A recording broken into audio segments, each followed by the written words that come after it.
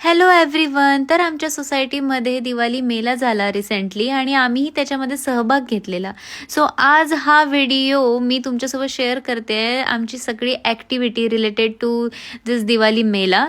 Let's see. तर आम्हाला सुरुवात करायची होती पुऱ्यांच्या लाडवापासून, ज्याचा डो तयार करण्यासाठी आम्ही वापर करत होतो या आटा मेकरचा.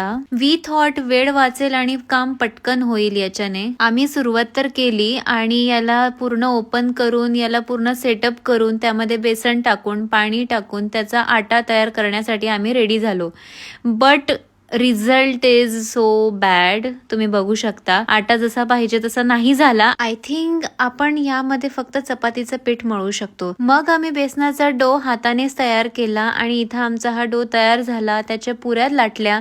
तेल गरम आहे की नाही ते सुद्धा चेक केलं. पिठाचा एक छोटासा गोळा तेलात सोडला आणि तो तळाला कळालं की तेल पुऱ्यांसाठी तयार आहे. पुऱ्या तळल्या, त्यांना थंड होऊ दिलं, त्यांना मिक्सर मधून बारीक केलं. इकडे आमचा पाक तयारच होत होता. तयार झालेला पाक हा बारीक केलेल्या पुऱ्यांमध्ये टाकला आणि त्याचे लाडू बांधले. आमच्या स्टॉलची तयारी तर इथे झाली, पण तयारी करता करता रात्रीचे 2:45 कधी वाजले कळालंच नाही. मग दुसऱ्या दिवशी दिवसभर ऑफिसचं काम आटपून पॅकिंग करून आम्ही झालो रेडी. सो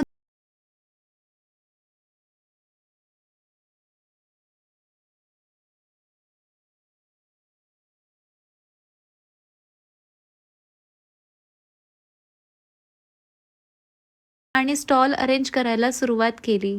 तुझमें बसती है तेरे संग लागी जो परी. सगळे लोक आपापला स्टॉल छान अरेंज करत होते. बघता बघता गर्दी आणखी वाढली. लोकांचा रिस्पॉन्स खूप छान होता. सगळ्यांना आमचे स्वीट्स खूप आवडले. बऱ्यापैकी सोल्ड आउट झाले आणि फीडबॅकही खूप छान आले. फीडबॅक ऐकून आम्ही दोघंही खूप खुश झालो. और उस खुशी में पिझ्झा तो बनता है बॉस. मग सगळं आवरून आम्ही घरी आलो. मयूर खूप थकला होता, पण माझे फोटोशूट काही थांबायचं नाव घेत नव्हतं, कारण ह्या साडीने मला खूप खुश केलेलं. सगळ्यांना ही साडी खूप आवडली. या साडीची खूप लोकांनी खूप तारीफ केली. सो मी पण हॅपी होती. रात्र झाली होती. सो जवळच्या फूड कोर्टला जाऊन जेवण केलेलं आणि नॅचरलची ही छान आईस्क्रीम खाऊन आम्ही घरी आलो.